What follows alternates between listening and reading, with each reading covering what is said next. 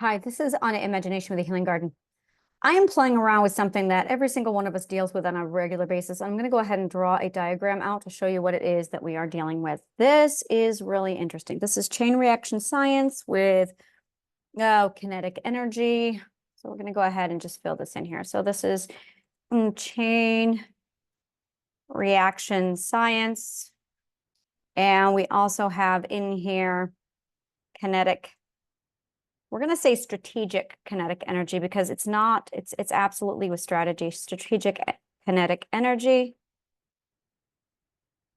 And then we're going to use, it's with intent, with deliberate intent. Now one more here.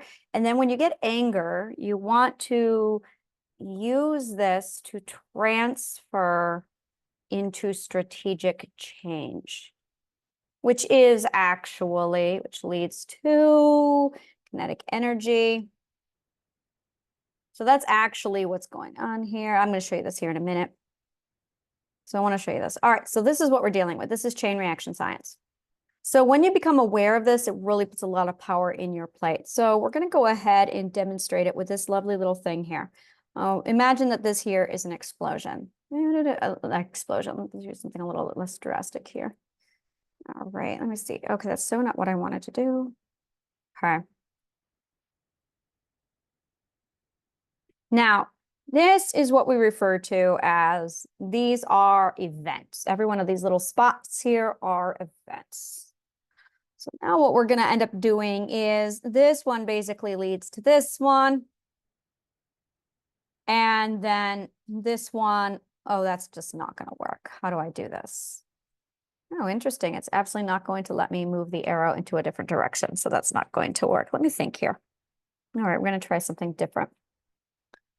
All this works. All right, so this is going to go over here to this one. And then this one is going to immediately jump over to that one. And then this one is going to jump over to this one. So this is basically the pattern of events. These are basically like domino effects. And what we want to do is disrupt this process. Now, every one of these is both a catalyst and also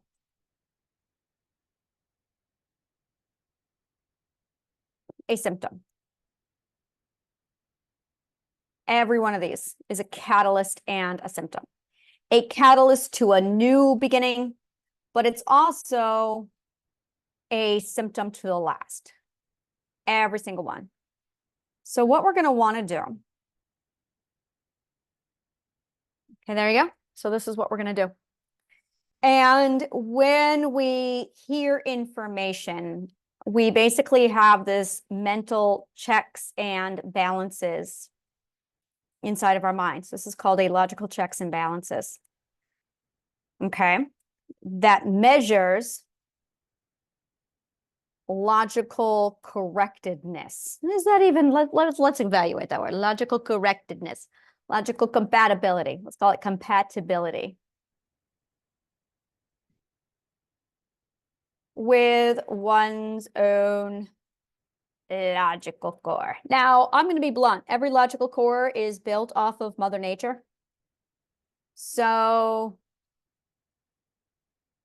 because we're all aligned to Mother Nature, it's all in ratio to her. So it's actually the same logical code.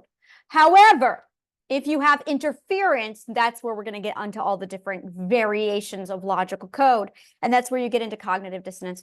So this is basically what happens is we have misinformation. Misinformation is actually a logical fallacy because it contradicts our logical code. Now, this causes pain, cognitive dissonance, and we are overwhelmed with the desire to immediately fix it because we are actually trying to do two things.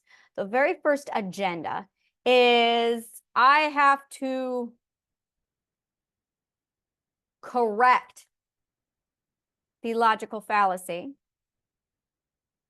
to preserve my logical code. And the second thing is I have to restore or recover my authority and control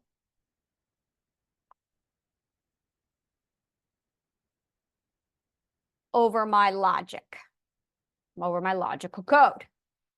So these are two really, really big things. This is a lot. Psychologically speaking, these are two really big things. So every time we get logical fallacy, we are overwhelmed with the desire to fix this. So then this pops over here, and then this leads to this. And this is where people start arguing online. Look familiar? This is where we start arguing online, because we're arguing over who gets to do the right logical code. And then you get people who are like, no, my logical code is right, even though their logical code is wrong. So it goes back and forth. So now you're in a position where you have to decide, is this worth a fight having? And this is where what you are really doing is you want to preserve your logical code. You want to fix your logical code. And this is where we get into misunderstanding. A misunderstanding is an inconsistency between two logical codes. That's all a misunderstanding is you have two incompatible logical codes. So one of two things has to happen. Either you have to submit to the correct logical code, or you have to reach an impasse and just agree to disagree. Now, agreeing to disagreeing is actually not healthy for the subconscious mind. This is where you need to really find people who are matched to your logical code. The more unusual your logical code is, the more true to Mother Nature your logical code is, the safer your mind is. Now, here's the other problem to all of this, is your logical code is over here, but then you've got all these interpretations of the logical code. All the interpretations, people mistake these interpretations as a violation of the code, but really they're interpretations. You're all saying the same thing. So this is where a lot of internet wars develop, where somebody says this, but then there's an interpretation here, an interpretation here, an interpretation here, and all these different interpretations feel like an attack on the code. But once you understand that they're just using a different language, that they're speaking a different language, then the attack on the logical code stops and you feel fine. So this is where we have that impulse, that need, that urge to want to write a comment online to correct for the logical fallacy. What we're really wanting to do is correcting the logical code inside of our mind. So now I'm going, okay, well, let's assume that writing a comment online is not going to be productive. So what should you do instead if you need to correct the logical code? And this is where anger now enters into it. Anger is a great, in fact, it is the only way to transfer things into strategic change. That is exactly the purpose of anger, is to use passion and love to preserve what you have. Anger is actually a branch of love to preserve you into a strategic change. So you have your logical code, you see a problem, you want to preserve your logical code, you want to preserve the self, and you see a problem, so you want to self-preserve and self-preserve others. When you include others in your own self-preservation, you self-preserve. So what you're wanting to do is now transfer that anger and passion into something strategically. This is when you strategically transfer it over into kinetic energy with deliberate intent. So this is where learning is fantastic. When you see or hear something and you want to transfer it into a lesson, hence this whiteboard. And when you take the initiative to instead transfer it over into a lesson, you have the ability to walk away from misinformation and, okay, well, while that person is providing toxicity to their people, I at least can oppose that toxicity by providing my people with nutritional information and knowledge.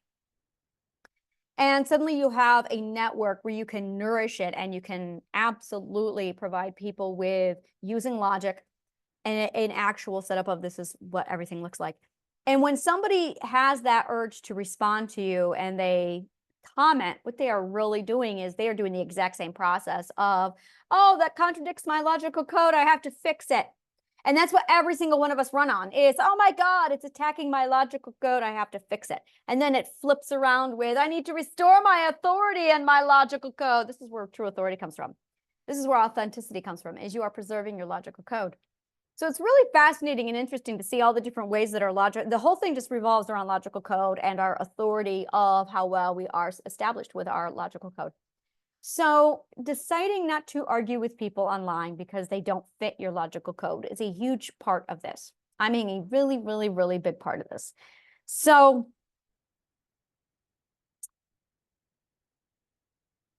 now this is chain reaction science. This is 100% chain reaction science.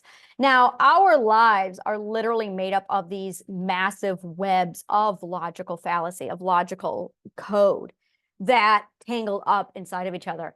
And then there's a lot of damage that revolves around the logical fallacy, logical code. When you have your life set up in such a way that you are not at all preserving your logical code, so you end up with logical fallacy inside of your own code. That's where you get cognitive dissonance and mental illness. That is exactly where mental illness comes from. So I've been taking a much deeper look into the parts of the mind as far as what's going on in the cognitive core.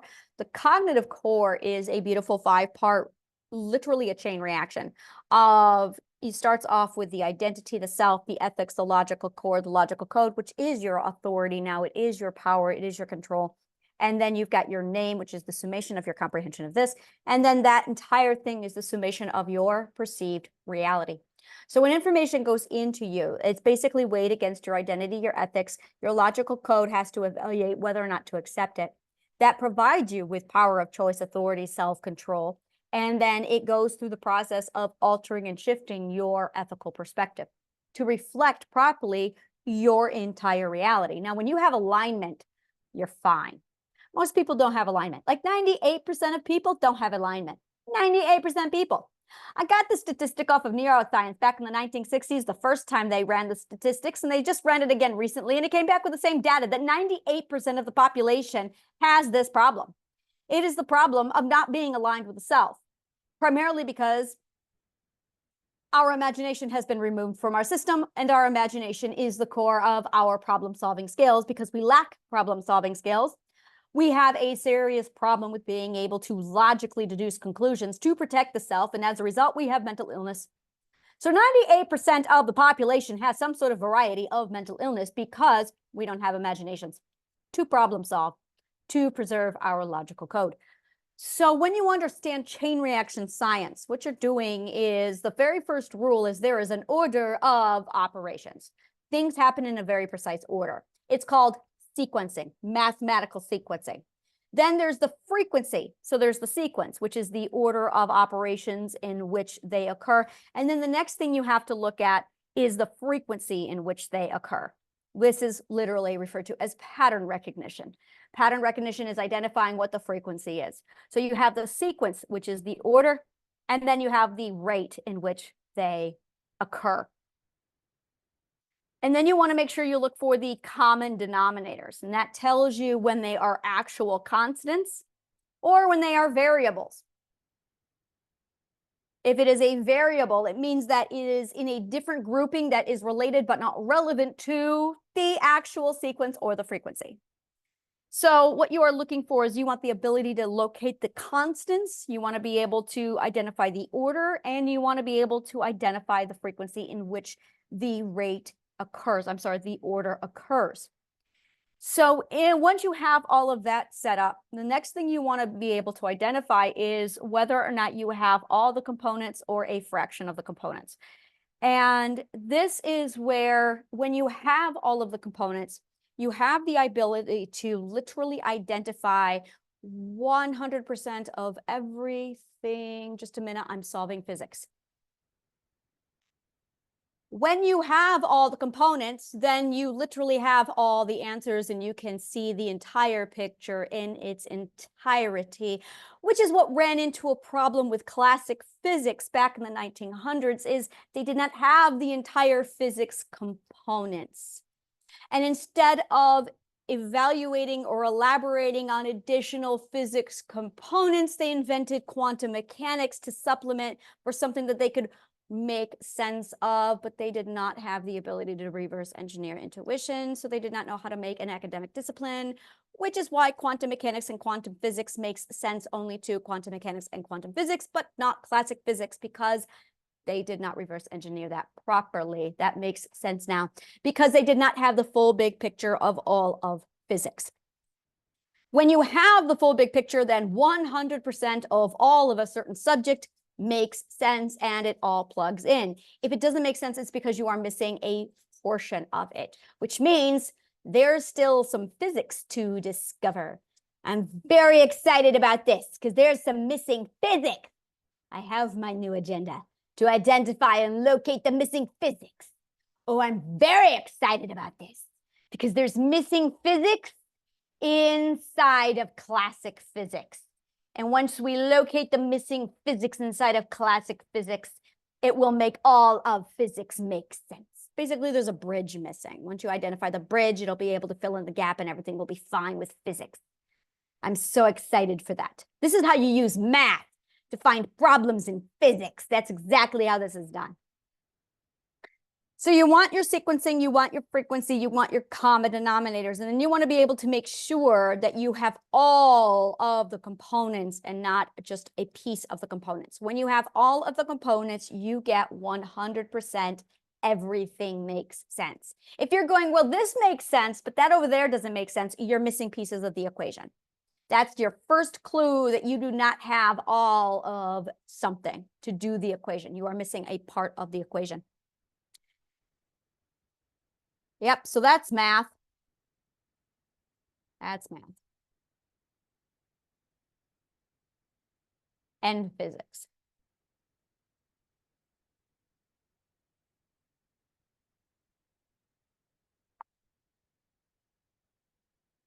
It's really, really important that you also understand the difference between the catalyst and the symptom. The symptom is basically when you are inside a chain reaction and it's all the dominoes falling over. The domino is actually a symptom. The marble that hits the first domino is the catalyst. And have you ever noticed that when people talk about dominoes falling over, they never mention the marble? That is because the catalyst is always invisible. Always, always, always. So if you are looking for the catalyst, you are needing to locate the one thing that you cannot see, which is why it's so hard. So this is where we hear the phrase a lot that awareness is the first step to change. No, it's not. Awareness is the first domino that falls over. The catalyst of awareness is education, which is what this video is. It's education. I say the word education is the catalyst to awareness, and people go, oh, you need to be educated to get awareness. And no one ever looks at education because it's an invisible catalyst. You don't see the consequences of education. You only see the consequences. The consequences are what is visible. And this is why the catalyst is invisible. The consequence is visible. You can only see the results. For instance, physics. We all can see the consequence of physics, but we're not seeing physics. Like we can see the consequence of the pen falling. That's a consequence of physics, but we're not at all seeing the catalyst of physics. So these are the things that's another great example is in movies when you see an anvil dropping. Have we ever seen the thing dropping the anvil? That is and it's not the X on the thing. That is exactly the point, is only the symptoms are the things that are visible. So being able to identify the invisible catalyst is a huge part of it. That's actually what a detective's job is to identify the missing catalyst or the invisible catalyst. That's why it's so hard. So I am going to be coming up with an entire section just focused on how to steer and strategically use with deliberation everything you want to get the right symptom. It's literally being able to ask the question, if I do A, will it lead to B, C, or D? What do I need to do to get A, B, C? And this is really the difference, is you want to look at a result and think, what do I have to do to get the result? This is a skill that when you master it, it's your ability to literally bring out the desired result by sitting back and producing the correct catalyst to get to the desired result. So thank you so much, and may the kindest of words always find you.